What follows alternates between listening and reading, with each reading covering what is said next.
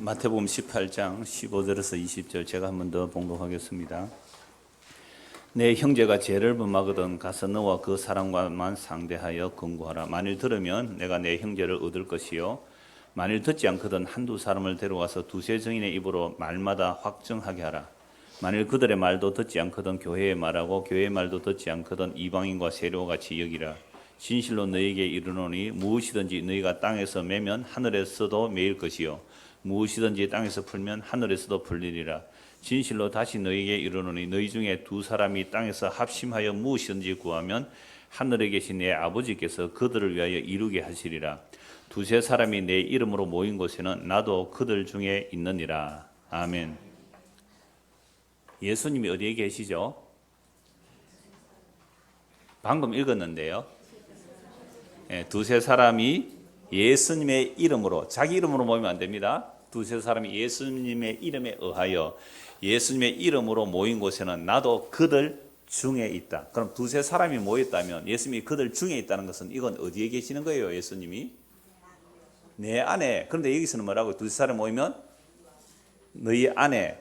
이걸 영어로 하면 진짜 음앙으로 써요. 음앙. 그러니까 두세 사람이 있는 그 안에 이렇게 있거든요. 이건 그리스도의 임재를 말해요. 그러면 예수님 방금 어디에 계십니까? 여러분 대부분 내 안에 그렇게 말했습니다. 그 말도 맞아요. 근데 예수님이 이 땅에 계실 때는 우리 안에 몸으로는 못 오시잖아요. 내가 주일학교 세울 때 그런 말씀드렸는데 내가 어떤 아이의 마음에 들어갈 수는 없잖아요. 내 생각은 들어갈 수 있잖아요. 그런 것처럼 예수님께서 십자가에서 다 이루었다는 것은 하나님의 약속을 다 이루셔서 그 다 이루신 결과가 의예요. 그 의를 우리에게 넣어주시는 겁니다. 그걸 성령을 부어주신다. 그래서 예수를 믿는다 이 말은 성령이 우리 안에 오신 거예요. 그러니까 성령은 누구의 영이에요? 그리스도의 영이기 때문에 예수 그리스도의 영이기 때문에 우리 안에 성령 임하시면 예수님이 어디에 와 계세요? 우리 안에 계신다. 어떻게 계세요? 영으로 계시죠. 몸으로 계세요? 아니요. 영으로 계시잖아요. 그래서 영이라 하니까 또 자꾸 신비주의로 나가니까 요한복음 6장 63절은 내 말이 곧 영이다. 그럼 예수님의 말이 문자로 들어오면 안 됩니다. 예수님의 말이 살아있는 말씀으로 우리 안에 들어왔다. 그래서 예수의 말씀이 우리 안에 들어왔다 해도 이건 영이기 때문에 예수의 말은 영이기 때문에 우리 안에 성령이 임했다. 그래서 성령이 임하기 때문에 내 안에 임재하세요. 내 안에 내주하세요. 예수를 믿으면 예수님의 영이 우리 안에 내주하신다니까요. 이걸 성령 임했다 또는 말씀이 임했다, 보혜사가 임했다, 함께 하신다 이렇게 표현할 수가 있어요. 자, 그런데 오늘 마태복음 18장 20절에는 보면 두세 사람이라도 예수님의 이름에 의하여 모이면 예수님이 어디에 계신다고요? 그 안에. 그러면 가운데로 보셔도 돼요. 한 세 사람 모이면 그 세 사람 가운데. 그럼 이건 뭘 말하는 거예요? 성도가 모일 때 임재하신다는 거예요. 그러면 예수님의 영이 내 안에도 계시고 우리 안에도 함께 하신다는 거 아닙니까? 이게 우리가 이해가 잘 안 돼요. 우리는 시간과 공간의 제약 속에 살아갑니다. 과거로 갈 수도 없고 미래로 갈 수도 없는, 그러니까 과거, 현재, 미래가 이렇게 밀려있는, 시간적으로 펼쳐져 있는 공간이지만 묵시라는 곳, 하나님의 나라는 것은 과거, 현재, 미래가 한 자리에 있는 거예요. 우리는 도저히 이해가 안 되는 거잖아요. 그래서 예수님이 우리 안에 내재하시지만 우리와 함께 임재하세요. 그러면 예수님은 그렇게만 계시는 거예요. 히브리서 1장 3절 한번 찾아보십시다. 히브리서 1장 3절. 그냥 이런 말씀을 드리면, 야, 예수님이 어디에 계시나? 도대체 하늘 높은 곳에 계시나? 우리 안에 계시나? 아니면 우리 가운데 계시나? 이런 이제 고민들이 되실 건데요. 히브리서 1장 3절 보십시오. 이는 예수님을 말합니다. 이는 하나님의 영광의 광채시요 그 본체의 형상이시라. 그의 능력으로 말씀으로 만물을 붙드시며, 말씀으로 만물을 붙드시는가? 예수님의 말씀이 영으로 우리 안에 들어오시면 예수님이 지금 우리를 뭐로 붙들고 가세요? 말씀으로 붙들고 가고 계시는 거죠. 그러니까 우리가 말씀을 보면 이 말씀이 오늘 우리를 붙들고 가시는 거예요. 말씀으로 만물을 붙드시며 죄를 정결하게 하는 일을 하시고 높은 곳에 계신 지극히 크신 이의 우편에 앉으셨느니라. 그럼 예수님 또 어디 계세요? 높은 곳에 계신 지극히 높으신 분의 우편, 하나의 우편, 보좌 우편, 그 영광중에 계시는 분이잖아요. 그러니까 예수님은 이렇게 계실 수 있습니까? 없습니까? 있으세요. 왜요? 전능하신 하나님이잖아요. 시공을 초월하신 분이잖아요. 시공을 창조하신 분이에요. 높은 곳에 계신 이 하나님만 믿는다 해도 사실은 문제가 돼요. 우리 안에 임하신 주님이 없으니까. 초월적인 하나님만 얘기하면요, 우리 안에 임하시고 말씀으로 역사하는 그 주님을 부인하게 되기도 해요. 그래서 신에게 뭔가 정성 바쳐서 신에게 뭔가 떡고물이나 얻어먹으려 하는 그런 종교성으로 변질될 수 있어요. 근데 이분이 십자가를 지시고 부활성천에서 성령 우리에게 부어서 우리 안에 뭐예요? 내재하시고 우리 가운데 임재하세요. 그러니까 이 주님을 믿는 거예요, 우리는. 그러니까 예수님께서 하나님의 약속을 다 이루신 십자가에서 다 이루시고 그 영을 우리에게 부어주셔서 우리 안에 임하시고, 그래서 우리가 성전이 되고, 우리가 성전이 됐다는 말은 그리스도의 몸이 되는 거죠. 몸은 몇 개예요? 하나예요. 그럼 이게 하나님 나라를 지금 이 땅에서 예수님께서 말씀하시는 거죠. 그래서 우리가 예수님이 어디에 계시냐 하면 우리 안에 영으로 계시고, 그 영은 곧 말씀으로 임하여 계시고 성령이 임하셨다, 이렇게 같은 말을 할 수 있는 거죠. 그런데 이 시공간에 갇힌 우리가 정말로 예수님이 우리 안에만 계시는 분이 아니라 또 어디에도 계시고요? 그 영광 중에 계세요. 그 영광 중에 계시는 주님을 누가 만나 뵈었어요? 베드로, 야고보, 요한이 변화선에서 봤습니다. 변화서 예수님께서 영광 중에 변화서야 돼요. 또한 바울이 예수 믿는 사람 잡아 죽이려 하다고 그 영광 중에 계신 주님을 만났거든요. 그분이 어디 안에 오셨어요? 바울 안에 오셨잖아요. 또 그게 성령이 임하신 거잖아요. 사도 요한은 물론 성령이 임해서 복음을 전한 사도 요한인데요, 요한계시록 보면 영광 중에 계신 그 주님 앞에 어떻게 되었어요? 엎드려져 죽은 자와 같이 됐다 이 말이죠. 그냥 우리 주님은 안에 계신 곳이 없었어요. 이걸 흔히 신학적 용어로 무소부지하시는 하나님, 안에 계신 곳이 없는, 천지를 만드신, 보이는 것이나 보이지 않는 것이나 이 세상 모든 만물을 만드시고 말씀으로 붙드시고 말씀으로 결론 내실 그 예수님을 우리가 믿는 거예요. 이게 어떻게 사람으로 믿을 수 있는 겁니까? 이게 시간 공간에 속한 우리 죄인들 어떻게 그런 예수님을 믿을 수 있어요? 내 안에도 계시고 네 안에도 계시고 우리 안에 계시고 저 높은 곳에 계시는 누구요? 예수가 그리스도가 되신, 십자가에 못 박혀 죽은 예수가 그렇게 그리스도로 계신, 그렇게 전하신 하나님이 계신 그 예수를 믿는 것이 예수 믿는 거잖아요. 자, 그러면 오늘 읽은 말씀 속에서 여러분의 기억에 남는 말씀이 무엇이었습니까? 제가 이렇게 질문하기 전에 한번 쭉 읽었을 때 여러분들이 기억에 남는 말씀이 무슨 말씀이었을까요? 아마 이 말씀만 기억에 되게 남았을 거예요. 18절 보십시오. 진실로 너에게 이르노니 무엇이든지 너희가 땅에서 매면 하늘에서도 매일 것이요 무엇이든지 땅에서 풀면 하늘에서도 풀리리라. 이 말씀은요, 가톨릭에서는 교황의 수장권을 얘기하는 거죠. 교황이 매고 풀고 할 수 있다는 겁니다. 그래서 어떤 사람이 말 안 들으면 교황이 뭐 해버리면 돼요? 파문시켜버리면 지옥 가는 거예요, 교황이. 왜요? 베드로에게 마태복음 16장 우리 앞에서 봤잖아요. 베드로에게 뭘 맡깁니까? 천국 열쇠를 맡긴다. 그래서 베드로가 천국을 열고 닫을 수 있다, 이 말씀을 교황으로, 그래서 베드로가 1대 교황이고 2대 교황부터 지금은 200 몇십 명인가 나올 거예요. 그렇게 교황들이 이 천국 열쇠를 가지고 매고 풀고 할 수 있다라고 얘기한 겁니다. 근데 개신교에서는, 이 가톨릭에서 개혁한 개신교에는 이 매고 푸는 것이 어디에 있다고 한 거죠? 교회에 있다. 그러니까 어떤 특정 교황이 아니라 교회에 있다. 그러면 교회라는 것은, 교회는 7위회가 있어요. 그 7위회는 당회예요. 그러니까 당회는 교회를 이제 7위 하거든요. 그래서 당회에서 만약 7위 하면 그 사람은 교회에서 쫓아낼 수도 있는 거잖아요. 그래서 우리 대한예수교 장로회 합동측에서 또는 노회에서 헌법으로 나와 있는 그 7위를 보면요, 항상 어떤 사람이 고소를 할 때, 그러니까 여러분들이 교인과 교인끼리 어떤 문제가 있어서 내가 피해를 입었잖아요. 그럼 여러분들은 당회에 재판을 청원을 할 수가 있어요. 그래서 어떤 사람이 나에게 피해를, 나를 내 돈 빌려가지고 돈 떼먹고 안 갚는다, 이러면 어떻게 해야 돼요? 그냥 주면 되는데 아까워서 다시 받고 싶죠? 그럼 어떻게 해야 돼요? 당에 고소를 해요. 당의 서기에게. 서기는, 우리 당의 서기는 그 서기진 집사님입니다. 당의 서기한테 이 사람이 내 돈을 떼먹었는데 돈 갚아주라고 해주십시오 하고 세상 법정에 고소하지 말고 당에 이렇게 청원을 하는 거예요. 그럼 당에서 서기가 그걸 접수할 때 뭘 보고 나서 접수를 해야 되느냐면, 먼저 마태복음 18장의 말씀대로 일단 개인과 개인끼리 해결해봐라. 안 된다면 어떻게 해요? 두세 사람이 가서 해결해봐라. 그래도 안 된다면 당회에 접수를 해야 돼요. 그럼 당회에 접수할 때는 먼저 이 사람이 내가 개인적으로 얘기해도 안 됩니다, 두세 사람이 가서 얘기해도 안 됩니다 라는 그 증거를 첨부해서 서류를 접수해야 당에서 접수를 해줘요. 근데 그러한 증거가 없으면 내가 개인적으로 말했고 두세 사람 가서 말했는데도 안 되더라는 그 증거가 없으면 당에서 서류를 접수하면 안 돼요. 이게 대한예수교 장로회 합동적 헌법에 나와 있어요. 노예도 마찬가지예요. 그래서 이렇게 해서 이제 서류가 접수되면 이제 당에서 부르는 거죠. 그 사람을 원고 피고 불러서 변호인은 물론 세울 수 있어요. 다른 사람들 세상 변호사 말고. 자, 그렇게 해서 재판을 했을 때에 당회가 이제 재판을 하는 겁니다. 재판을 했을 때 그 사람이 말을 안 들으면 어떻게 해요? 이 사람은 이제 치리를 하는 겁니다. 그게 이제 뭐 수찬 정지, 뭐 공개 여러 가지 이제 최고의 징계는 제명, 출교까지가 할 수 있는 거죠. 이게 교회의 치리권이에요. 그리고 노회도 이런 치리권이 있고, 물론 노회가 모여서 또 총회하면 이런 치리권을 가지고 행사하는데, 총회는 임시예요, 사실은. 그러니까 노회와 교회, 당회가 이런 치리가 있어요. 그래서 장로 되면 이런 거 다 공부하셔야 돼요. 장로 고시를 치면 이런 거 공부하는데, 그런데 과연 물론 그렇게 교회라는 질서가 필요하니까 그러한 치리가 있는 거 당연히 하지만, 근데 정말 성경이 그것을 말했을까? 꼭 그런 것을 말했을까? 이렇게 봐야 되죠. 자, 두 번째 또 눈에 확 들어오는 말씀이 뭐냐면 19절일 거예요.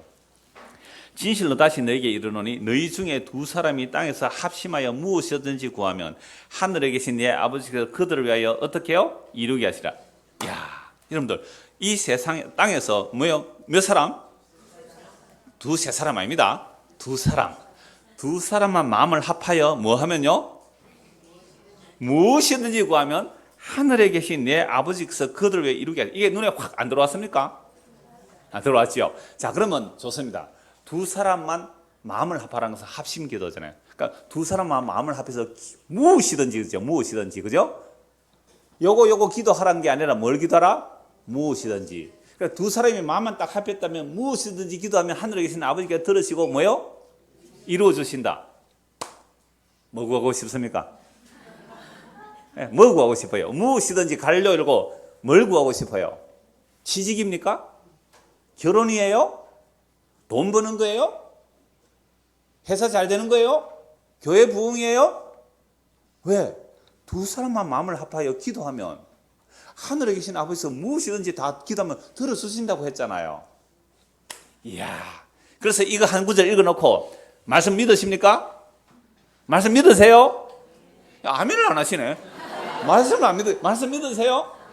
자, 그럼 두 사람이 마음을 합하며 기도하면 이루어집니다. 자, 두 사람만 마음을 한번 합해서 남북 통일되도록 기도합시다. 여러분, 우리나라에 수많은 수십만 명의 사람들이 합심해서 기도했을까요? 안 했을까요? 뭐 되도록? 남북 통일되도록. 수많은 사람들의 마음을 합하여 대한민국 경제가 잘 돌아가도록 기도했을까요? 안 했을까요? 나라가 안정적으로 잘 발전되기를 기도했을까요? 안 했을까요? 그런데 왜 안 이루어지죠? 아니, 하나님 또 그 어디 나오세요? 두 사람이 합심해서 기도하면 다 들어준다 그랬는데. 예? 보잖아요. 이 하나님 뜻 없어요. 두 사람이 합심하여 기도하면 하늘에 계신 하나님께서 너희 소원대로 다 들어준다 했잖아요. 무엇이든지 기도해라 그랬지. 하나님 뜻대로 구하라는 내용이 없잖아요. 이 말씀이 우리 안에 들어오면 이 말씀 가지고 얘기해주고 여러분들 마음을 합하여 기도하라. 그럼 하나님 이런 소원 들어줄 거다. 야, 정말 이대로 된다면요. 얼마나 좋겠어요. 여보, 우리 집이 하나 없는데 기도합시다. 오늘부터 합심 기도합시다. 우리 교인들 중에 집 없는 사람 몇 가정 있어요? 그러면 기도하면 되잖아요. 합심해서 어떻게 해요? 하나님, 두 사람이 마음을 합하여 기도하면 하나님이 들어준다니까 우리 집이 하나 없습니다. 집 한 채 주세요. 합심해서 기도했어요. 이때 했어요? 안 했어요? 안 했어요. 믿음이 없구만. 예. 말씀을 안 믿어, 말씀을.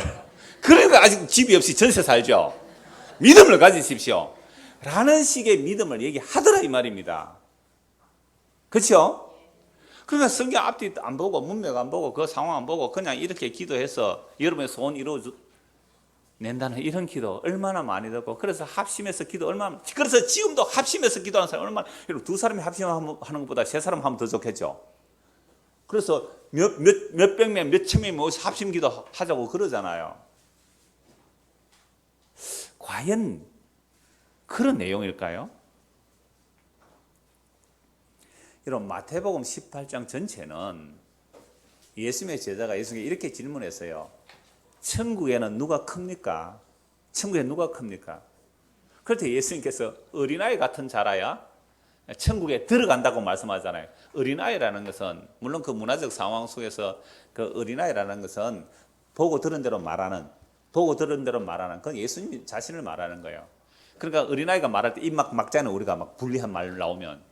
그런데 또 하나 어린아이라는 것은 힘없고 연약함, 자기 능력으로 못 살아가는 자가 어린아이예요. 그래서 천국은 어린아이 같아야 들어간다는 말은 자기 힘으로 절대 못 들어가는, 어린아이라는 부모가 모든 걸 다 해줘야 되는 게 어린아이예요. 그래서 그런 어린아이라야 천국 들어가고, 천국에서 큰 자는 어린아이처럼 자기를 낮춰야 된다. 낮춘다는 것은 어른의 말을 듣는 것이 낮추는 거예요. 그래서 항상 높은 사람이 말하고 낮은 사람 뭐예요? 듣죠. 여러분 김정은이 이래 가면서 하면요, 옆에 별 단 사람들 뭐 합니까? 수첩 들고 뭐예요? 받아 적는다니까요. 그게 어린아이라니까요. 그걸 받아 적어요.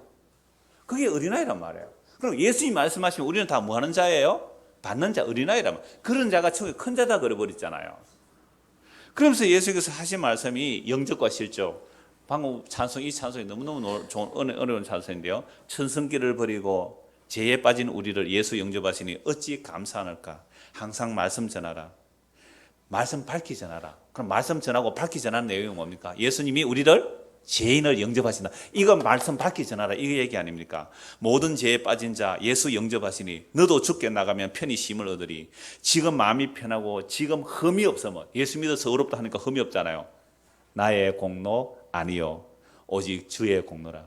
항상 말씀 전하라. 밝히 말씀 전하라. 예수께서 죄인 영접하신다. 죄인 영접하시니 나도 영접하시고 나의 죄를 다 씻어 길이 함께 계시네. 항상 말씀 전하라. 밝히 말씀 전하라. 제가 찬송하다 눈물이 나서 찬송을 못해요. 얼마나 놀라운 은혜의 복음의 찬송이에요. 그러니까 지금 이 제자들은요, 천국에서 누가 큽니까? 이 말은 제자들은 아직도 천국이 무엇인지 이해를 못했어요. 천국은요, 그리스도의 몸이에요. 예수님만이 머리시고 나머지는 몸이란 말이죠. 몸이라는 것은 지체를 말합니다. 이미 우리 앞에서 마태복음 18장 말씀 다 드렸습니다. 어떻게 지체 중에 높고 낮음이 있을 수 있어요? 여러분, 우리 몸에 높고 낮은 몸이 있어요? 없잖아요. 높고 낮은 몸이 있을 수가 없는 겁니다. 우리 집 사람이 수건을 두 종류로 나눠 쓰더라고요. 하나는 얼굴 닦는 수건, 하나는 발 닦는 수건 따로 둬요. 우리 시골에서 그렇게 안 자랐거든요. 수건도 귀했잖아요, 시골에는. 그냥 하나 가지고 막 얼굴 닦고 발 닦고 막 가족 다 닦고 그러잖아요. 근데 두 개를 딱 나눠놓은 거예요. 왜 이래야 돼요? 그러니까 발 닦는 수건과 얼굴 수건 다르대. 그래서 제가 그랬죠. 발이 굉장히 기분 나쁘겠다. 아니, 몸 중에 발이 얼마나 중요해요, 그죠? 왜 발 닦는 수건과 얼굴 닦으면 안 돼요? 그러니까 이미 우리 의식은 뭐예요? 얼굴은 발보다 귀하다고 생각하는 거예요. 그래서 얼굴은 맨날 이거 하잖아요. 이거 보고 비싼 거 다 갖다 발라요. 발에는요, 아무것도 안 발라. 왜 그래요? 그러니까 이미 우리의 의식 속에 높고 낮음이 있다는 것이잖아요. 그리스도의 몸으로서는, 여러분, 그리스도의 몸에는 높고 낮음이 없습니다. 높고 낮음이 없어요. 여러분들 아침에 밥 드셨어요? 안 드신 분도 계실 거고 점심 때 드시려고. 아침 그러면서 아침 금식한다 그러더라고. 아침 먹기 싫어가 안 먹어놓고 아침 금식한다 그래. 여러분들 배고파서 밥을 몇 번 먹여줬어요? 지금까지 몇 번 먹여줬어요? 제가 아침에 잠시 계산을 한번 해봤습니다. 제가 50년 동안 만약에 밥을 먹었다면요, 50년 동안 밥을 하루에 3끼 360을 곱하니까 54,750번이더라고요. 그럼 50년 동안 살아온 사람은 밥을 몇 그릇 먹었어요? 54,750그릇 밥을 먹었어요. 근데 배가 고파가지고 밥을 달라 그러잖아요. 배가 고파 밥을 달라 그러잖아요. 그러면 우리 몸이 있다가, 어이, 배 너 어떻게 너는 끝이 없니? 한 10번쯤 줬으면 되지 않니? 그런다고 우리가 밥 안 줍니까, 배에? 54,750번을 밥을 주더라 이 말이죠. 제가 이 말씀 드리는 이유는 천국이라는 것은 높고 낮음이 없는 예수님의 피로 값주고 산 성도들이 그리스도의 몸이 되는 세계예요. 그럼 무슨 높고 낮음이 있어요? 무슨 높고 낮음? 그러니까 제자들은 하나님 나라 이해해요, 못해요? 못해요. 그래서 내가 열심히 하나님을 위해서 충성하고 또 율법적으로 열심히 살았으면 하늘나라 높은 줄 알고, 그래서 예수님께 물어본 거예요. 우리는 다 버리고 부모도 버리고 배도 버리고 다 버리고 예수님을 따라갔는데 천국에서 누가 크겠습니까? 이 질문으로 시작해서 이 마태복음 18장 전체는 하나님 나라가 어떠한지, 그리스도의 몸된 교회가 어떠한지를 설명하는 내용이지, 이게 두 사람이 합심해서 기도하면 하늘에서 무엇이든지 들어준다, 우리 소원 아래서 합심 기도해서 응답받자, 그런 이야기가 결코 아닙니다. 그러니까 그리스도의 몸을 이해를 못한 거죠, 제자들이. 오늘 교회 다니는 사람들도 정말 우리가 예수 그리스도의 피로 값주고 살서서 이 세상에 흑암의 근세에 뽑혀나서 예수님의 그 피로 그리스도의 몸이 되었다면 높고 낮아짐이 없이 서로 돌보는 거예요. 어느 정도로 돌봐야 돼요? 50년 동안 살았다면요, 몇 번요? 54,750번 밥을 먹여주는 거예요. 근데 그 밥 먹여주는 게 귀찮아서 밥 안 먹는 사람이 있습니까? 힘들고 어려워도 어떻게 해요? 기부스하면 어떻게 해요? 팔 기부스하면 에이 너 귀찮으니까 떼내버려요. 이거 팔 부러지면 기부스에서 어디에 걸쳐요? 이 무거운 걸, 머리가 제일 무거운데, 이 무거운데 이 팔 기부스에서 또 어디에 겁니까? 이거 목에 또 걸잖아요. 그럼 목이, 야, 내 머리 받치는 것도 힘들다, 야, 팔 너 떨어져 나가고 버립니까? 이놈 그래서 붙여놔서 나중에 머리 걸잖아요. 이렇게 시원하게 머리 감고. 그래서 붙여두는 거예요. 그런데 나중에 팔 이놈이 또 부러졌어요. 어떻게 해요? 야, 전에 고치는데 또 그래, 너 떨어져 나가. 이런 몸 봤습니까? 두 번 부러지면요, 또 묶어서 또 메고 다닌다니까. 또 팔 두 번 부러진 사람 있죠? 이런 이야기예요. 두세 사람이 합심해서 기도하라는 내용이 이야기란 말이에요. 누가복음 17장 한번 찾아봅시다. 누가복음 17장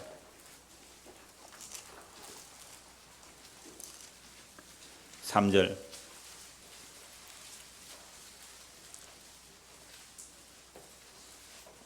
1절부터 보죠. 예수께서 제자들에게 이르시되 실족하게 하는 것이 없을 수는 없으나 그렇게 하게 하는 자에게 화요로다. 그가 이 작은 질 중에 하나를, 그러니까 그리스도의 공동체, 예수님의 복음을 듣고 처음 교회 공동체가 세워졌을 때, 저는 뭐 공동체라는 말 잘 사용하기로 좋아하지는 않습니다만 어떤 교회로 모인 사람들 중에 어떤 자들이 있을까요? 작은 자, 세리와 죄인과 창기들, 이방인들, 율법을 아예 알지도 못하고 지키도 못한 자들, 그들이 율법 지키던 자들하고 함께, 초대교회는 그렇게 함께 모였어요. 그러니까 율법 지키는 자들은 온갖 율법 못 지키고 이방인들에게 이런저런 말을 했을 거 아니에요. 또 세리와 죄인과 창기들이 왔을 때에 얼마나 이 지적질하면서 그래서 너는 작년대 왜 여기 끼어들었느냐, 그런 말도 안 하겠어요. 그게 예수를 믿는 지극히 작은 자예요. 그런 작은 자를 너희가 영접하지 아니하면 너희가 그들을 실족했으니까 너희 목에 연자맷돌을 달고 밭에 빠져 죽어라, 이 말입니다. 교회에서 높낮이를 얘기하고 나는 잘하는데 니는 못하는데, 이런 식으로 차별이 나오고 한다는 것은 이미 하나님 나라도 모르고 그리스도 몸도 모른다, 이 말입니다. 그래서 그런 놈 빠져 죽어라, 이 말입니다. 그 목에 매여 바다에 던져지는 나으니라. 3절. 너희는 스스로 조심하라. 만일 네 형제가 죄를 범하거든 뭐하고요? 경고하고 회개하던 용서하라. 마태복음 이걸 좀 더 상세히 말씀드리나세요. 네 형제 어떤 죄를 범했단 말이에요. 그럼 교회 앞에서 죄가 될 수도 있고 내 개인적인 행한 죄도 될 수 있잖아요. 그러니까 죄라고 하는 것들을 봤으면 뭐라고요? 1대1로 찾아가서 경고하라, 권면하라. 그래서 회개하면 어떻게 하라고요? 용서하라. 몇 번? 4절 보세요. 만일 하루에 7번이라도 네게 죄를 짓고 7번 네게 돌아와 내가 회개하노라 하거든 너는 뭐예요? 용서하라. 7번이라는 것은 항상 성경에서는 완전함을 의미합니다. 하루에 7번 잘못했는데 하루에 7번 찾아서 잘못했다 그러면 뭐 하라고요? 용서하라. 이런 발에 무좀 나신 분들 계실 거예요. 발에 무좀이 해마다 일어나요. 그죠? 반복되는 사람들은. 발에 무좀 해마다 일어나면 그거 어떻게 해야 돼요? 발가락 다 잘라버릴까요? 또 고쳐주죠. 어떤 사람은 10년, 20년 고질병이 있어도 그거 다 약 발라가면서 고쳐가면서 가더라고요. 왜 그래요? 자기 몸이니까 그렇잖아요. 내 이웃을 뭐처럼 사랑하라? 네 몸처럼 사랑하라.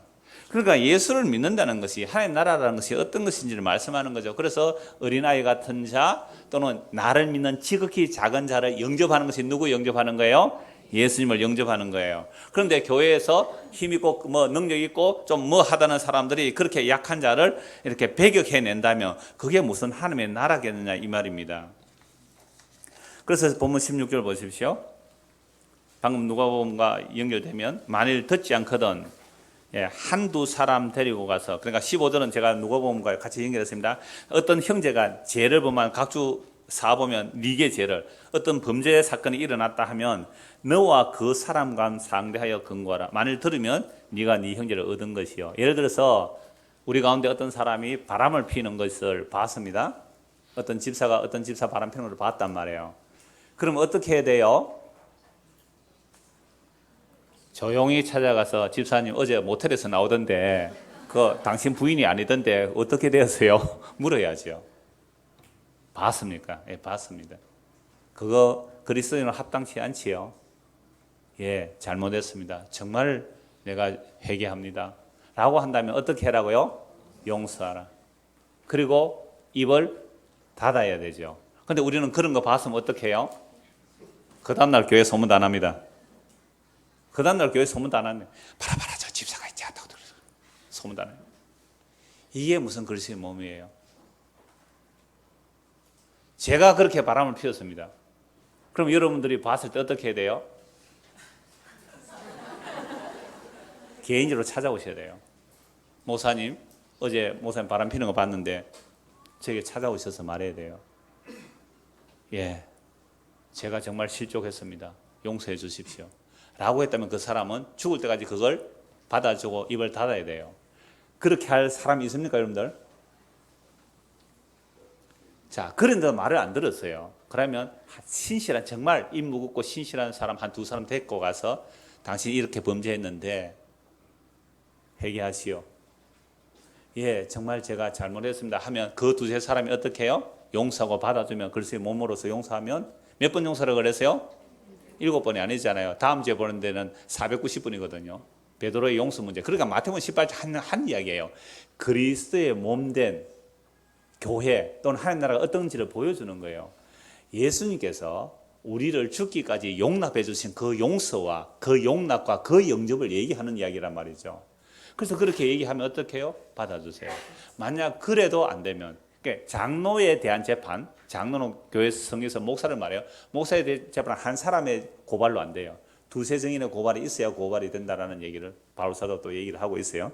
자, 그러니까 이 얘기는 그리스도의 몸된 하나님 나라를 말하는 거예요. 그러니까 두세 사람이 말했는데도 말을 안 들으면, 자, 말마다 확증하게 하라. 17절. 만일 그들의 말도 듣지 않거든 교회의 말하고 교회의 말도 듣지 않거든 이방인과 세례와 같이 여기라. 여러분, 이방인과 세례와 같이 여기라 이 말은 뭐예요? 유대인들은 이방인과 세례와 교제해요, 안 해요? 안 하잖아요. 그러니까 이방인과 세례와 같이 여기라 이 말을 그냥 교제하지 마, 뭐 쫓아내라 이런 식으로 이제 해석을 많이 해요. 그런데 예수님께서 이방인과 세례에 대해서 어떻게 대우하셨어요? 영접하셨어요. 이방인과 세례와 제공상 이방인들을 예수님이 영접하셨단 말이에요. 그러니까 이방인과 세례처럼 여기라는 말은 무슨 얘기예요? 긍휼히 여기라.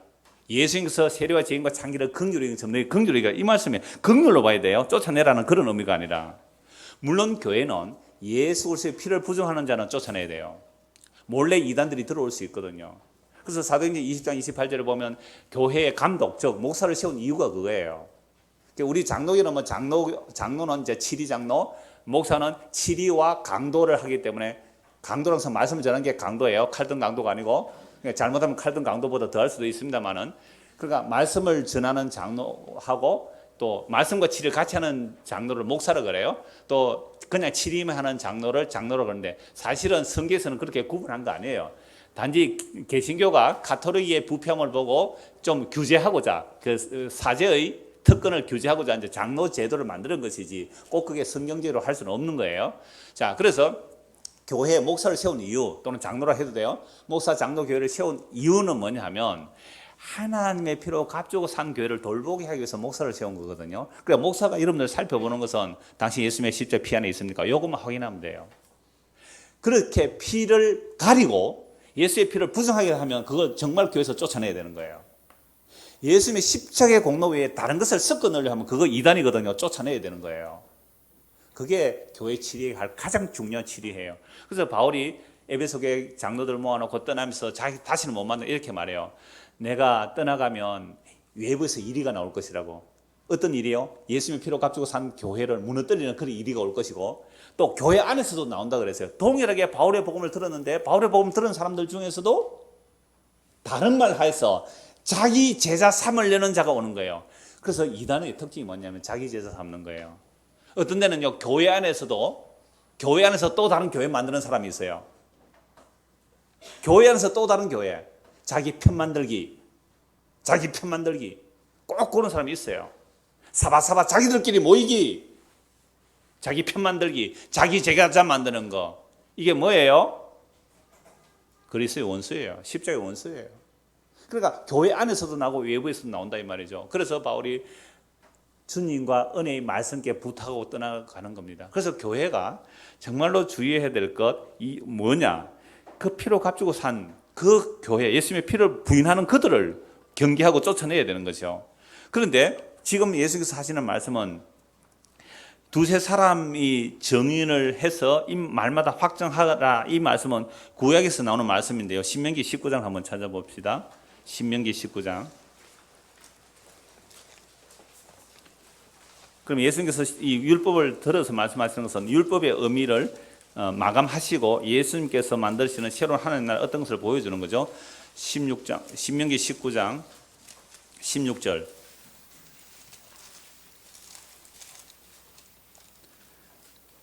사람의 모든 악에 관하여 또한 모든 죄에 관하여는 한 증인으로만 정할 것이 아니요 두 증인의 입으로나 또는 세 증인의 입으로 그 사건을 확정할 것이며, 이 말씀을 인용하는 이유는, 예수님이 이 말씀을 인용하는, 구약에서는 재판할 때 두세 증인으로 하여금 확정되면요 그럼 반드시 벌을 받는 거예요. 그런데 예수님께서 하시는 말씀은 뭐예요? 용서를 얘기하는 거죠. 그래서 16절 보십시오. 만일 위정하는 자가 있어 어떤 사람이 악을 행하였다고 말하면 그 논쟁하는 상방이 같이 하나님 앞에 나가 그 당시에 제사장과 재판장 앞에 설 것이요 재판장은 자세히 조사하여 그 증인이 거짓 증거하여 그 형제를 거짓으로 모함한 것이 판명되면 그가 그의 형제에게 행하려고 꾀한 그대로 그에게 행하여 너희 중에서 악을 제하라. 그리하면 그 남은 자들이 듣고 두려워하여 다시는 그런 악을 너희 중에서 행하지 아니하리라. 내 눈이 긍휼히 여기지 말라. 생명에는 생명으로, 눈에는 눈으로, 이에는 이로, 손에는 손으로, 발에는 발로이니라. 두세 명 증인 세워서 재판에서 그 죄가 드러났다면 어떻게 하라고요? 긍휼히 여김이 없는 뭐가 있어요? 심판. 이게 구약의 율법이에요. 그러니까 율법으로는 의롭다함을 받을 육체가 없어요. 모두가 다 심판받아야 돼요. 그런데 예수님께서 자기 제자들을 불러내시고 그들에게 뭘 말씀하시냐면 어린아이 같은 자, 지극히 작은 자, 그런 자들을 실족하게 하지 말라는 거죠. 그들을 용납하는데 어느 정도로 용납하라고요? 내가 너희를 위하여 죽은 것처럼 그들을 용납하라는 거예요. 그게 7번이고 나중에 7번을 70번이라는 것은 이제 다음 주에 또 보겠습니다만은. 그래서 이스라엘은요 세상 나라와 전혀 달라요. 이스라엘의 헌법이요. 이스라엘 헌법은 하나님의 말씀이에요. 그래서 말씀대로 재판하는 자가 제사장이고 재판장인데, 이 제사장과 재판장이 재판할 때 하나님 말씀으로 재판을 하는 겁니다. 그래서 율법에 의해서 재판을 하면 딱 법대로 하는 거죠. 너는 이런 죄를 지었으니까 이런 벌을 받아야 해. 이게 율법의 재판이에요. 자, 그런데 예수님은요 전혀 다른 용서의 나라를 말하는 거죠. 긍휼의 나라를 말하는 겁니다. 긍휼히 여기지 말라 그랬잖아요, 율법에서. 근데 주님은 긍휼의 나라를 말하는 거죠.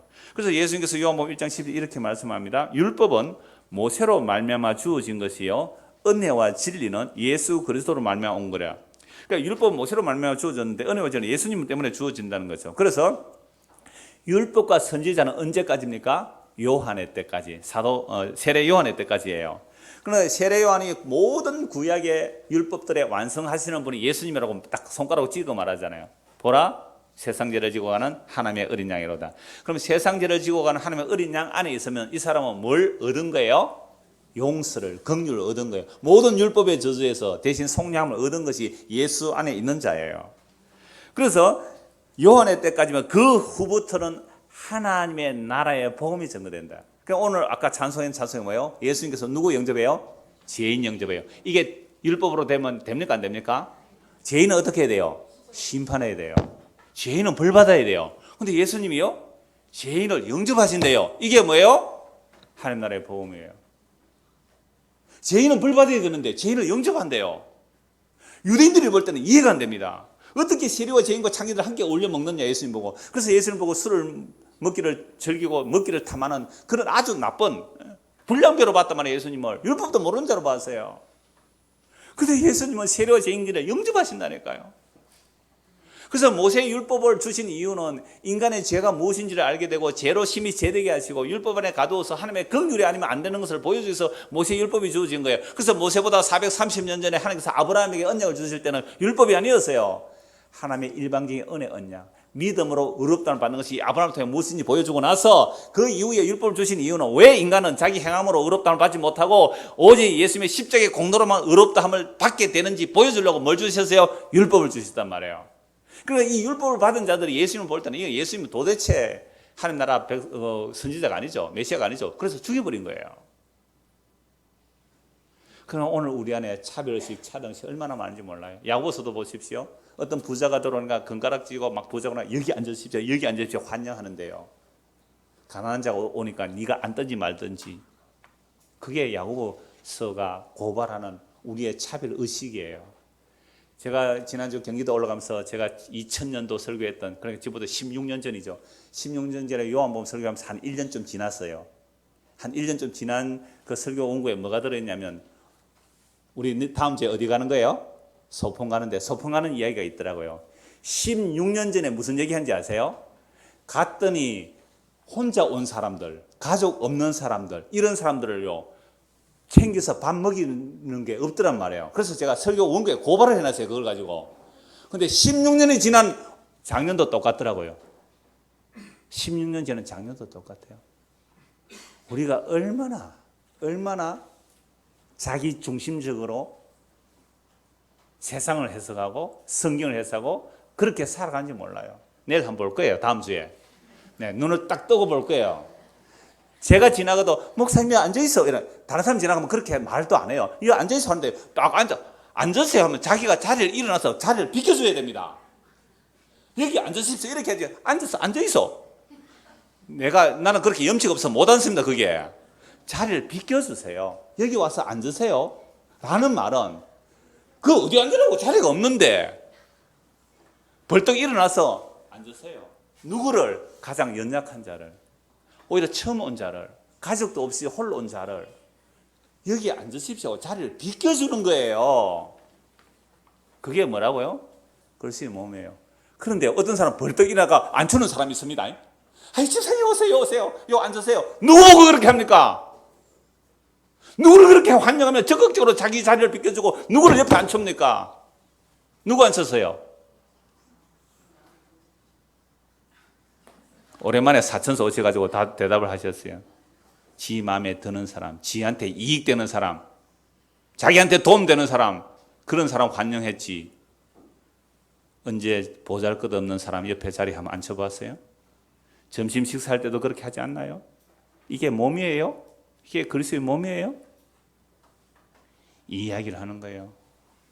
16년 전에 설교나 어떻게 오늘날 똑같아요?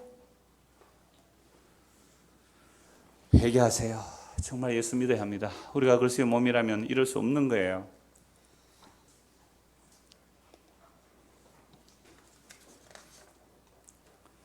그래서 오늘 말씀은요.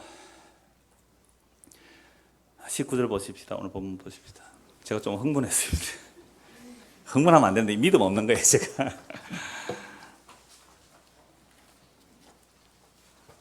요한복음 18장 19절. 진실로 다시 너희에게 이르노니 너희 중에 두 사람이 땅에서 합심하여 무엇이든지 구하면 하늘에 계신 내 아버지께서 그들을 위하여 이루게 하시리라. 그럼 이제 두 사람이 합심하여 기도하는 것이 무엇일까요? 도대체 무엇을 기도해야 될 거예요? 무엇이든지 구하면 이게 도대체 무엇일까요? 20절에 두세 사람이 내 이름으로 모인 곳에는 나도 그들 중에 있나. 그러니까 그리스도의 몸을 말해요. 그리스도의 몸은 성도들이 두세 사람이라도 합심해서 기도하는 내용이 무엇일까요? 요한복음 14장을 보겠습니다. 요한복음 14장 13절. 요한복음 14장 13절.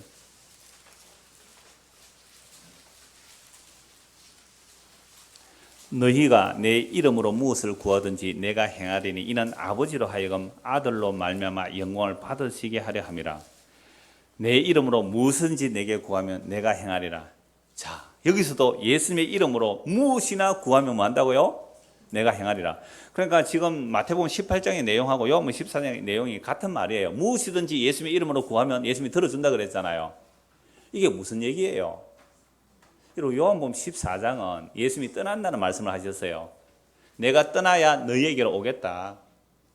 그러니까 하늘나라 처소 만들러 간다는 말은 하늘에 아파트 만들러 가신 게 아니에요. 예수님께서 십자가에 지시고 부활 성천하셔서 성령을 보내주시겠다는 얘기입니다. 그래서 예수님이 이 땅에 계실 때는 예수님만 아버지와 하나였어요. 아버지와 나는 하나다. 무엇으로? 성령으로. 그래서 예수님께서 성령의 충만을 받으신 것은 아버지와 아들 예수님만이 하나였어요. 그 하나 되는 관계 속에 내가 너희를 넣어주기 위해서 내가 떠나가야 된다. 제자들이 걱정했어요. 예수님 떠나면 어떻게 됩니까? 아니야, 내가 떠나가는 것이 유익하다. 내가 떠나가야 성령을 너희에게 보내줄 거야. 그래서 내가 처소를 만들면 너희를 나 있는 데로 와서 데리고 오겠다. 그래서 내가 너 안에, 너가 내 안에 무슨 관계로요? 성령이 마시면. 그래서 우리가 예수님 안에, 예수님 우리 안에 오는 요 관계를 만들어 주겠다는. 제자들은 무슨 말인지 모르고 막 걱정했단 말이에요. 그러면서 예수님이 하신 말씀이 12절에 내가 진실로 진실로 너희에게 이르노니 나를 믿는 자는 내가 하는 일을 그도 할 것이요 또한 그보다 큰 일도 하리니 이는 내가 아버지께로 감이라. 그러니까 나를 믿는 자는 나보다 큰 일을 한다 그러니까 이거 예수님보다 더 큰 기적 일으키기. 자, 여러분 요한복음 14장 내용이 무슨 얘기예요? 내가 가서 십자가 지고 성령을 보내겠다. 그럼 성령을 보내면 너희는 나와 뭐가 된다고요? 한 몸이 될 것이다. 이 얘기잖아요. 한 몸이 될 것이다. 그러니까 한 몸이 되면 무엇을 구할까요? 지체 중에 연약한 자를 위해서 기도한다 이 말입니다. 우리의 몸의 지체에 연약한 것을 더 귀하게 여겨요. 우리 몸에 연약한 지체를 더 귀하게 여긴단 말이에요. 이런 눈을 얼마나 많이 보호해요. 그죠? 눈이 얼마나 연약하고 민감합니까? 눈을 더 잘 보호하잖아요. 그러니까 더 중요한 심장 같은 거 이러면 보호합니까?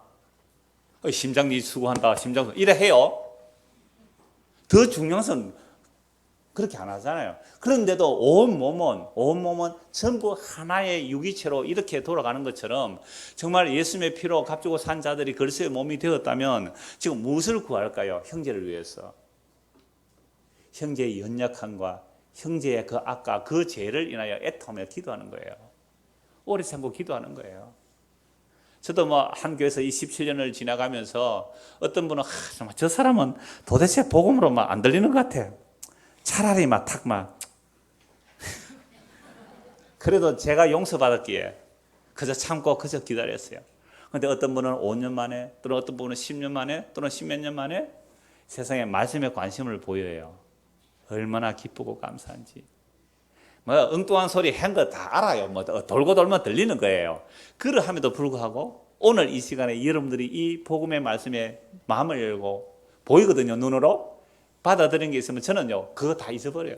기억조차도 안 나요. 정말로. 정말 끌어안고 싶어요. 허그하고 싶어요. 그런 사람이. 왜요? 내가 어떤 죄인인데 주께서 어떻게 나를 영접했는지 알기 때문에 7번이 아니라 그냥 아까 내가 밥이 얘기한 것처럼 45,750번 우리 밥 먹여주듯이 그리스도의 몸이기 때문에 내 몸이기 때문에 지금 이걸 두 사람이 합심하여 기도하면 하늘에 계신 아버지께서 들으시고 용서하시리라 그 얘기를 하시는 거예요. 15장 7절 보십시오. 너희가 내 안에 거하고 내 말이 너희 안에 거하면 무엇이든지 원하는 대로 구하라. 그리하면 이루리라. 이게 무슨 얘기예요? 포도나무 비유입니다. 그래서 요한복음 14장에는 성령을 보내주겠다는 말씀이고 성령이 임하게 되면 우리가 예수님과 뭐가 되는 거예요? 한 몸이 된 거예요. 예수님은 포도나무, 우리는 가지예요. 그러면 가지가 포도나무하고 붙어 있으면 뭘 구할까요?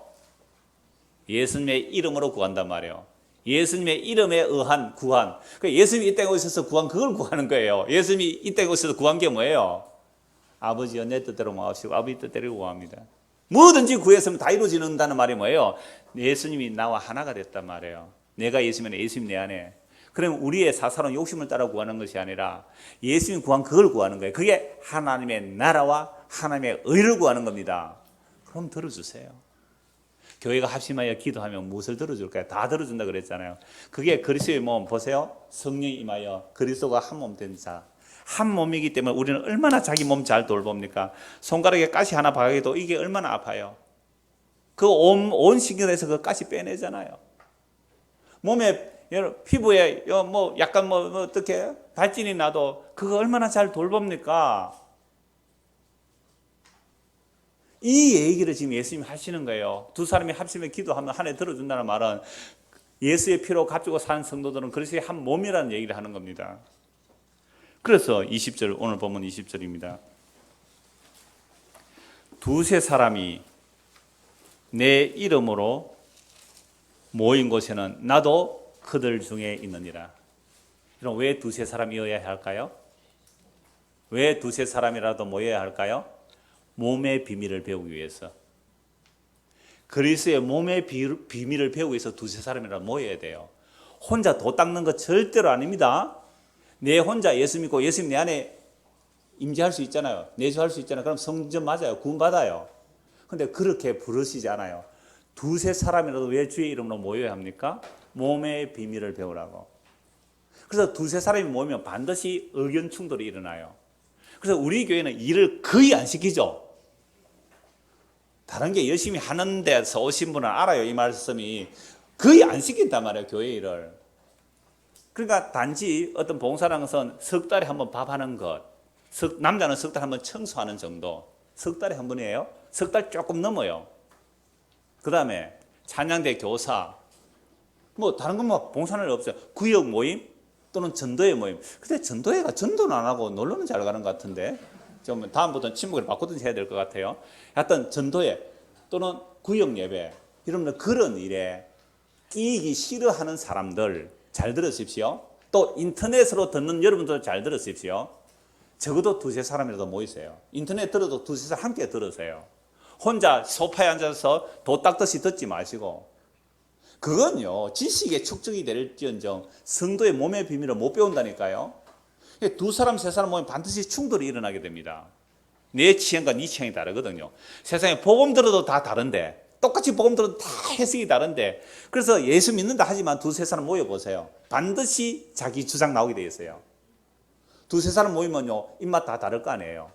야 점심때 짜장면 먹자. 나 짜장면 싫다. 금요일날 성경 마치고 보리밥 집에 갔어요. 한 7명 갔는데 전부 다 보리밥 똑같이 보리밥이 아닙니다. 시락국밥 집에 갔는데 시락국밥이 두 종류뿐이에요. 시락국밥하고 열무 비빔밥이 있는데 전부 열무 비빔밥 얘기하는 거예요. 제가 뭐라냐면 은혜 받았는가 보다 이랬죠. 나는 국밥 먹을래 이렇게 주장을 안 했어요. 그러니까 우리 저 옆에 그게 무슨 은혜 받은 게고 이랍시다. 지 취향이지. 그날따라 보리밥 먹고 싶은 것도잖아요. 보세요. 두세 사람이 모이면 반드시 다른 의견이 나와요. 그죠? 다른 의견이 나온단 말이에요. 그래서 그리스도의 몸의 비밀을 배우기 위해서 여러분 구역 예배 참석하세요. 구역 예배도 우리는 1년에 8번밖에 안 해요. 8번. 그러면 1년에 한 번 자기 가정에 모이면 돼요. 한 번 자기 가정에. 한 번 가정에 오니까 그 다음부터 자기 집에 안 가고 아예 예배당에서 모이더라고요. 한 번만 오면 되지 뭐. 그래서도 상관은 없어요. 제가 왜 이런 모임 이렇게 얘기를 하느냐 하면 글쎄 몸을 배울 비밀을 배우면서 혼자서 도 닦아서는 안 돼요. 남이 나를 찔러줘야 내 본색이 드러납니다. 내 혼자 산에서 도 닦으면 자기는 착한 줄 알아요. 천혜지는 착한데 남이 건드려서 내가 화난데 아니요 원래 있는 게 나온 겁니다. 남이 건드려서 나온 게 아니라 원래 있는 게 나왔다니까요. 나는 착한데 건드려서 나왔다고요. 아니에요. 그 안에 있었기 때문에 터져 나온 거예요. 원래 없으면 안 나와요. 건드려도.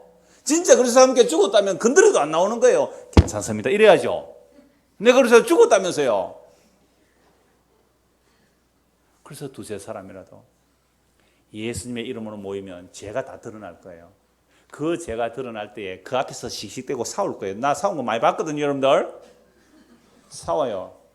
그런데요, 정말로 그 사람의 그리스도의 힘이 있다면 혼자 집에 돌아가서 조용히 주님 앞에 선다면 그 사람보다 내가 더 나쁜 죄인을 알아요. 여러분 복음 듣고 막 나누고 집에 갔잖아요. 집에 가서 곰곰이 한번 다시 한번 되새김 한번 해보세요. 그 모임을. 그러면요, 지 주장, 지 자랑 안 나온 적이 없더라고요. 저도 마찬가지예요. 한 번도 지 자랑, 지 주장, 지 의견 세운 적이 아닌 게 없어요. 그런데요, 정말 그렇지 못한 자, 성경도 잘 모르고 복음도 잘 모르고 그저 듣기만 조용히 듣고 가는 사람이 있을 수 있잖아요. 그런데 우리는 그런 사람 무시하거든요. 그 사람 혼자 은혜 받고 가는데. 그래서 두세 사람이 예수님의 이름으로 모인 곳에 나도 그들 중에 있다. 이 말씀은요, 예수님께서 적은 무리여 두려워 말라. 그래, 그런 무리들은 적은 무리여 두려워 말라. 너희 아버지께서 너희에게 하나님 나라를 너희에게 주시기를 기뻐하신다고 말씀하세요. 한 곳만 보고 말씀 마무리하겠습니다. 뭘 구해야 될지 요한일서 5장 보십시오. 이 금요일 공부할 때 좀 말씀드렸는데 요한일서 5장 한 곳 보고 말씀 마무리합니다. 요한일서 5장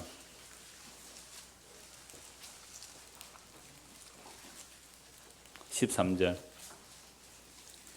내가 하나님의 아들의 이름을 믿는 너희에게 이것을 쓰는 것은 너희로 하여금 너희에게 영생이 있음을 알게 하렵니다. 그를 향해 우리가 가진 바 담대함은 이것이니 그의 뜻대로 무엇을 구하면 들었습니다. 그러니까 우리가 무엇이든지 두세 사람을 주의 이름으로 합심해서 기도하면 들어주신다 그랬죠. 뭘 들어주신다는 얘기예요?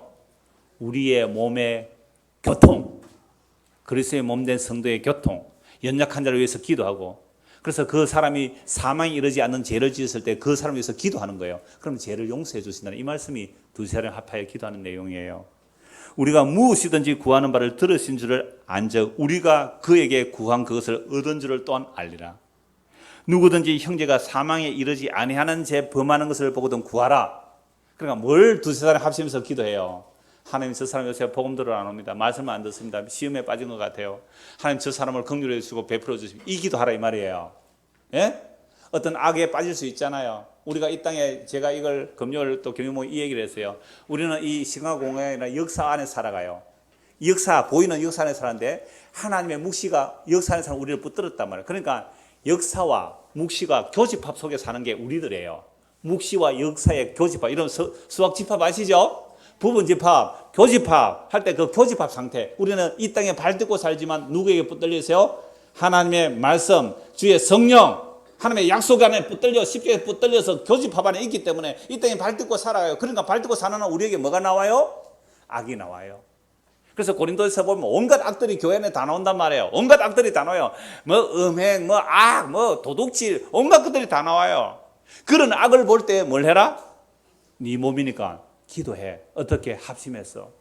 하나님, 우리 구역 안에 어떤 형제와 자매가 지금 낙심 중에 있습니다. 주여 그들을 긍휼히 여겨 주십시오. 그들이 구역 안에 해를 끼칠 수도 있잖아요. 그랬을 때 하나님 그들을, 우리를 용납해 그들을, 이게 합심해서 기도하라 이 말입니다. 그래서 뭘 이루라? 그리스도의 몸을 이루라. 그래서 에베소의 말씀에 보면 왜 교회에 은사를 주셨어요? 왜 말씀 전한 자를 주셨어요? 왜 목사와 교사를 주셨어요? 그리스도의 몸을 세우기 위해서 교회에는 은사자를 주신 거예요. 예수의 몸을 세우라고 교회에 은사를 주신 겁니다. 그리스도의 몸을 이루라고. 그래서 두세 사람이 합하여 기도하라는 얘기는 죄에 빠져, 악에 빠져 있는 자들을 위해서 기도하라. 주께서 용서하리라 이 이야기입니다. 쓸데없이 썩을 거 구하라는 얘기가 아니고요. 합심해서 기도하면 들어준다면요. 우리가 합심해서 기도하면 뭐든지 다 얻게요. 그런 얘기 아니에요. 복음은 생명과 섞지 않을 내용이에요. 합심해서 기도하라고 하는데 그 합심해서 기도하는 내용이 생명도 아니고 썩을 거 구하면 그것은 뭐예요? 아니에요. 정말로 악에 빠졌을지라도 회개하고 용납하라. 물론 이달은 한두 번 건면 안 들으면 저 멀리 해라 라는 말씀도 있지만 이 사도 요한이 말하는 이 말씀, 오늘 베드로 말하는 이 예수님이 하신 이 말씀이 뭐예요? 18절, 16절 다시 보세요. 요한일서 5장 16절. 누구든지 형제가 사망에 이르지 아니하는 죄 범하는 것을 보거든 구하라. 그러니까 무슨 죄도 있는 거예요? 사망에 이르는 죄도 있어요. 사망에 이르는 죄는 우리가 어찌할 수 없잖아요. 그럼 사망에 이르는 죄가 뭐예요? 예수 믿지 않는 거예요. 예수 믿지 않는 우리가 어떻게 하겠어요? 그들을 위해서 그걸 구하라는 거예요. 그리하면 사망에 이르지 아니하는 범죄자들을 위하여 그에게 생명을 주시리라. 사망에 이르는 죄가 있으니 이에 관하여는 나는 구하라 하지 않노라. 모든 불의가 죄로 돼 사망에 이르지 아니하는 죄도 있어요. 우리는 날마다 죄 지고 살죠. 무슨 죄? 사망에 이르지 않는 죄를 지고 살아요. 예수 믿으면 이제 예수 믿었다면, 하나님의 은혜로 예수를 믿었다면 사망에 이르는 죄는 우리가 못 지어요. 사망에는 죄를 예수 안 믿는 죄를 지을 수 없어요. 성령이 임하게 되면 자기 죄와 비참함을 알고 예수를 믿게 되기 때문에 성령이 임한 것이 우리가 취소시킬 수가 없는 거예요. 그래서 성령이 임한 자는 자기 죄를 알고 예수를 믿게 되는데 이 예수 안 믿는 죄는 못 지어요. 그래서 18절 하나님께로부터 난 자는 다 범죄하지 아니한 줄 우리가 아노라. 하나님께로부터 나신 자, 예수님이죠. 예수님이 우리를 지켜주시는 거예요. 우리 안에서 성령으로 하나님 보좌 우편에서 지금도 기도하고 우리를 위해 기도하고 지키고 계시잖아요. 그래서 베드로 같은 경우에 예수님이 기도하기 때문에 3번 부인해도 돌아오잖아요. 그를 지키시며 악한 자가 그를 만지지도 못하느니라. 또 아는 것은 우리는 하나님께 속하고 온 세상은 악한 자 안에 처한 것입니다. 이게 제가 교집합에 얘기한 거예요. 우리는 하나님 안에 있어요. 온 세상 악한 자 안에 있어요. 그런데 우리는 지금 이 땅에 살고 있잖아요. 악한 자 세상 안에 살고 있단 말이에요. 교집합 속에 살고 있어요. 그래서 우리는 약하고 넘어지고 실족할 수 있습니다. 그들을 위해서 기도하라 이 말입니다. 두세 사람이 모여서 합해서 기도하는 게 그 내용이에요. 또 아는 것은 하나님의 아들이 이르러 우리에게 지각을 주사 우리로 참된 자를 알게 하신 것과 또는 우리가 참된 자 곧 그 아들 예수 그리스도 안에 있는 것이니 그는 참 하나님이시요 영생이시라. 자녀들아 너희 자신을 지켜 우상에게서 멀리하라. 우상은 자기 사랑이에요. 그 우상을 지켜 멀리하라. 그래서 예수님이 참 하나님이시고 영생인데 이 예수님을 아는 일에 실족하는 자가 있거든요. 게으른 자가 있잖아요. 시험에 든 자가 있잖아요. 그들을 위해서 기도하라. 이게 두세 사람이라도 주의 이름으로 모인 곳에 주님이 함께 하셔서 일어나는 일들이에요. 그렇다면 우리가 구역으로 모였을 때, 전도회로 모였을 때, 또는 이렇게 오늘 예배 모임으로 모였을 때 정말로 우리 안에 예수님이 함께 계시나요?